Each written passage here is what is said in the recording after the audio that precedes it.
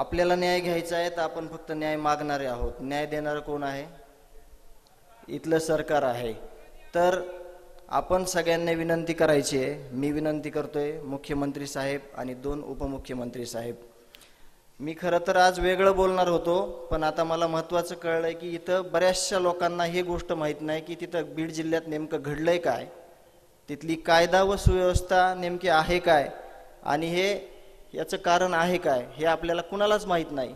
म्हणून मी बाकीचं सगळ्यांना सर्वश्रुत आहे, सगळा घटनाक्रम माहीत आहे, परंतु तिथली शासन व्यवस्था, तिथं जे काही राजकीय आश्रयापोटी काही कामं केले जातात, राजकीय पाठबळ कोणत्या कामासाठी दिलं जातं, आणि एका गरीब सरपंचाला, एका सर्वसामान्य कुटुंबातल्या माणसाला, एका समाजसेवकाला, एका गरीब कुटुंबातील सगळ्या परिवाराला, एका छोट्याशा गावात एकदम सुखासमाधानानं आणणाऱ्या माणसाला कशा पद्धतीनं संपवलं गेलं, कुणामुळे संपवलं गेलं, याविषयी मला बोलणं महत्त्वाचं वाटतंय. तर माझे हात जोडून विनंती आहे, मी न्यायाची भीक मागतोय. मुख्यमंत्री साहेब, उपमुख्यमंत्री साहेब, तुम्ही आज एकदम गांभीर्याने ही गोष्ट घ्या.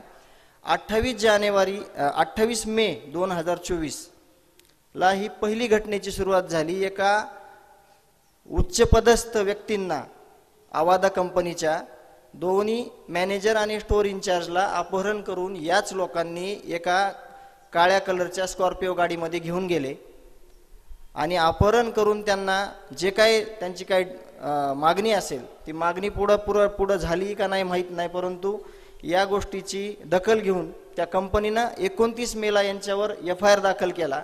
परंतु त्याच्यात ज्या दोघांनी अपहरण केलं होतं एकाच व्यक्तीचं त्याच्यात स्पष्ट नाव आहे आणि एक इतर आरोपी आहे, त्याचा कुठंही तपास झाला नाही. म्हणजे आरोपीला कळून चुकलं की आपलं काहीही होत नाही.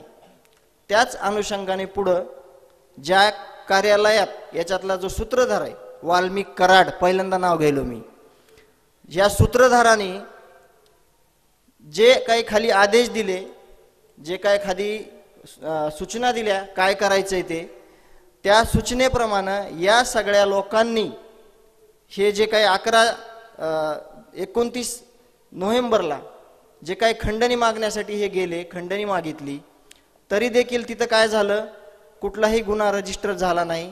हे सगळे लोक पोलीस स्टेशनला गेले पण तिथं कुठलाही गुन्हा झाला नाही.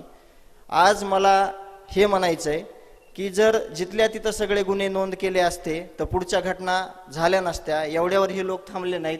6 डिसेंबरला महापरिनिर्वाण दिन होता, त्या दिवशी हे परत लोक, या टोळीतले हे 8 जण हे परत आवादा कंपनीवर आले. परत एका दलित बांधवाला अमानुषपणे मारहाण चालू केली. तो किंचाळत होता, तो लाठ्याने मार खात होता. म्हणून गावातल्या एका व्यक्तीने फोन केला संतोष अण्णा देशमुख यांना की अशी इथं घटना घडली आहे, इथं या. तो सोडवायला गेला, भांडण सोडवताना ह्याला मारलं. गावातल्या लोकांनी त्या आरोपींना म्हणजे हातापाई झाली. तो अशोक सोने नावाचा दलित बांधव हा दुपारी 1 वाजेपासून ते 10:30 वाजेपर्यंत पोलीस स्टेशनमध्ये भीक मागत होता की माझा FIR घ्या, माझी म्हणजे माझा जी काय मला शिकायत करायची आहे, जे काय मला FIR द्यायचं आहे ते घ्या. तर घेतली नाही. का घेतली नाही तर यांना हे राजकीय पाठबळ मिळालं होतं. ह्या जे 1 नंबरचा आरोपी आहे, बीड जिल्ह्यात अशी गोष्ट आहे की आरोपी सांगल त्याच्यावर FIR होणार, आणि आरोपी ज्याच्यावर नाही सांगल, म्हणजे ज्या गोष्टी आरोपी सांगल त्या गोष्टी या आमच्या बीड जिल्ह्यामध्ये आत्तापर्यंत होत होत्या. मुख्यमंत्री साहेबांनी जे कर्तव्यदक्ष कावत साहेब आहेत त्यांची नेमणूक केली, परंतु खालची लोक अजून तसेच आहेत. ती अॅट्रॉसिटी घेतली असती तरी देखील हा गुन्हा घडला नसता. आणि संतोषांना तिथं गेले म्हणून वरून आदेश आला. वरून आदेश काय स्वतः दिला नाही, यांना राजकीय पाठबळ आहे. याच्यातून मला एक सांगायचं आहे की जर जिथल्या तिथं गोष्टी झाल्या असत्या तर ही घटना घडली नसती. घटना घडल्यावर सुद्धा बघा तुम्ही, मुख्यमंत्री झाले, उपमुख्यमंत्री झाले, मंत्रिमंडळ स्थापन झालं, आणि आता परत 2.5 महिन्यानं तोच घटनाक्रम चालू झालाय. जी गोष्ट पहिल्या दिवशी करायचीच नाही ती केली आणि 2.5 महिन्यानं ती काढली. त्याच्यामुळं समजून घ्या, मला काय म्हणायचे ते राज्यकर्ते सगळे जे काही उपमुख्यमंत्री आहेत, मुख्यमंत्री आहेत, की आत्ता तरी सगळ्या गोष्टी जिथल्या तिथं करा जेणेकरून आमच्या बीड जिल्ह्याला न्याय भेटेल आणि आम्ही कुठंतरी तिथं सुखासमाधानानं जे काही राहिलेलं आयुष्य, आज देखील सगळं वातावरण भीतीयुक्त आहे, खूप भयानक पद्धतीनं तिथं आहे. आणि आम्ही कुठपर्यंत लढणार आहोत?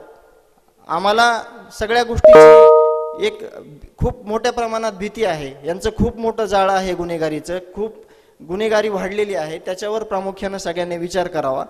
मला जास्त काही बोलता येणार नाही, कारण का मी मला काल प्रश्न विचारला पत्रकारांना की हे तुम्ही 3 महिने कसं सावरलात, तर त्याचं उत्तर माझ्याकडे असं होतं की मी कुणाला सावरलं नाही, कुटुंबाला सावरलं नाही. या सगळ्या 18 पगड जातीतील लोकांनी, सर्व धर्मीय लोकांनी, समाजाने कुठंतरी आम्हाला सावरलेलं आहे. म्हणून आम्हाला कुठंतरी लढायची, न्याय मागण्याची हिंमत होत आहे. तसेच तुम्ही आमच्यासोबत कायमस्वरूपी राहा. आमच्याकडून कुठलीही गोष्ट चुकणार नाही, आपणही चुकणार नाहीत. आपल्याला छत्रपती शिवाजी महाराजांचे विचार आहेत, शिव शाहू फुले आंबेडकरांचा विचारांचा वारसा आहे, त्यावर आपण न्यायाच्या भूमिकेत आहोत. आपण न्याय मागून घेऊ आणि न्याय मिळाल्याशिवाय स्वस्थ बसणार नाही. पण अजून ज्या जिल्ह्यामध्ये काही प्रकार आहेत सध्या चालू, जेल प्रशासनानं काय काम केलंय, त्याच्यानंतर ही घटना घडल्यापासून राजकीय पुढाऱ्यांनी कुठं हस्तक्षेप केलाय, याचे पुरावे आमच्याकडे आहेत. आम्ही लवकरच मुख्यमंत्री आणि उपमुख्यमंत्री साहेबांकडे देणार आहोत. ज्या गोष्टीचा हस्तक्षेप या प्रकरणात होतंय, उपमुख्यमंत्री साहेब, त्या गोष्टी तुम्ही काढून टाका. तुमचं काही नुकसान होणार नाही, ह्याची शाश्वती मी तुमच्या सगळ्यांच्या वतीनं देतो. तुम्ही सगळ्या ज्या घाणेरड्या गोष्टी आहेत त्या काढून टाका. तुमचं काही नुकसान होणार नाही याची मी खात्री तुमच्या सगळ्यांच्या वतीनं देतो आणि थांबतो.